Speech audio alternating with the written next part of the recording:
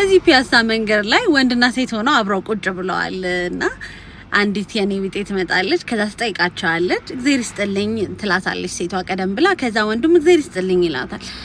የኔ ቢጤዋ ግን ደጋግማ መጠየቋን አላቆመችም። ዞር ልትልላቸው አልቻለችም። ከዛ ከብዙ እግዚአብሔር ይስጥልኝ በኋላ ትንሽ የሳንቲም አውጥቶ ልጁ ይሰጣታል ማለት ነው። ከዛ መርቃቸው ትሄዳለች። በዚህ መሀል ምን ተረዳሁኝ መሰላችሁ? የሰው ልጅ እንኳን ማለት ነው ጭቅጭቅ ካደረጋችሁ ይሰጣችኋል ማለት በቃ ፈልጎም ይሁን ከፊቱ ዞር እንድትሉለት ይሁን ብቻ ይሰጣችኋል።